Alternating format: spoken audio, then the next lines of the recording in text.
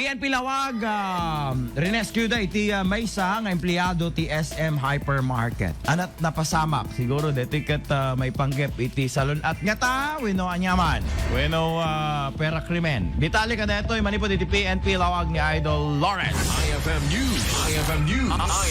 IFM News. Impaka mo ni Police Captain Rojalyn Ibe, Public Information Officer ti PNP Lawag, ada ti rinescue da amay sa empleyado ti SM Hypermarket iti syudad ti Lawag. Kuna ni Police Captain Ibe, aga po iti kinaalibtak dagiti kameng ti PNP ang nagresponde ket naisalbar da paylaing daytoy babaen iti first aid kabayatan amay uray ti ambulansya. Imbadad na ano kumasaan na rescue nga alisto iti mangmangged ket sabali ti kapayanan maysa ang nagyamanan ti PIO ket ti kinaalibtak dagiti kameng ti DPS ang nagresponde kaputan na idanon nga alisto iti kasid nga ospital iti mangmangged.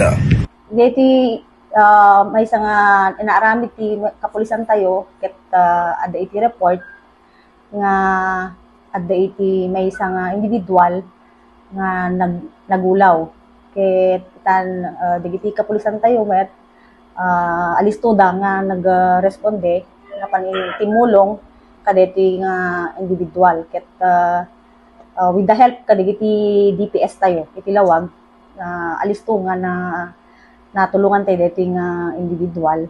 Ket pagyamanan tayo kasi na sigod, siguro hampay man, mabalin nga na itong daiti sa baling kasama. Imbaga, iti PNP Lawag, nga numan pa'y adati kastoy nga aksidente, ket idayal dalaeng iti 911.